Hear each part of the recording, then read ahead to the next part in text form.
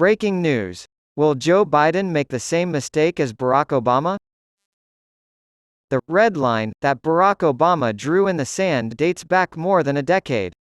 Will President Biden's team repeat the same blunder? In August of 2012, while Obama was campaigning for a second term as president, he held a news conference and was asked about the ongoing civil war in Syria. U.S. military intervention has been avoided so far, but the president has indicated that his position could shift if Syria crosses a red line and uses chemical weapons. 1 year later, around 1,400 people were killed in an attack with chemical weapons near Damascus, widely believed to have been carried out by Bashar al-Assad's regime. To address his red line issue, Obama did little, but he did negotiate with Vladimir Putin and Russia to have Syria hand over its chemical stockpiles to international inspectors. The deal turned out to be a bust.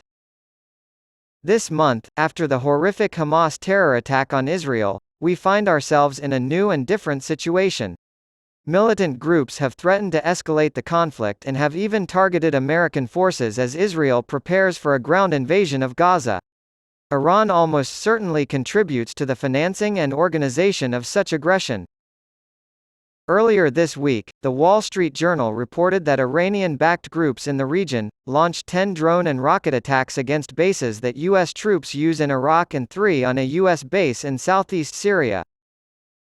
The United States response has been a rise in rhetoric. My warning to the Ayatollah, President Joe Biden said, was that if they continue to move against U.S. troops in the Middle East, we will respond. And, of course, he needs to be ready. State Department spokesman Antony Blinken also conveyed a similar message. On Tuesday he said, "We do not want this war to widen. The United States does not seek conflict with Iran.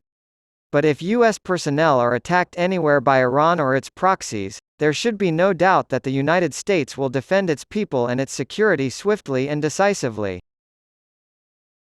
These cautions are reasonable as an attempt to discourage undesirable behavior. The Obama administration's red line, and the current administration's diplomatic disaster in Afghanistan continue to haunt American foreign policy. Terrorists backed by Iran who aim to harm Americans in the region are likely to put the Biden administration to the test in the coming weeks and months. Is Biden committed to carrying it out? Or maybe he'll just yell and brandish a stick. On the international front, the administration faces significant challenges. All Americans, regardless of their political leanings, should be rooting for the president to succeed. The Las Vegas Review-Journal published this editorial first. This commentary represents the author's own views and not those of the Dominion Post or its staff.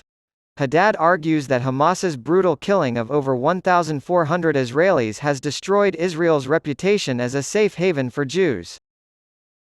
If they don't feel safe in Israel, where else can Jews go? To which I reply, people's fears have been amplified. They fear what is happening here, and they are anguished about what is happening in the sanctuary state for Jews, he said. In one of the many tragic about faces in Jewish history, several French families have relocated to Sarcelles from Israel since the Hamas attacks.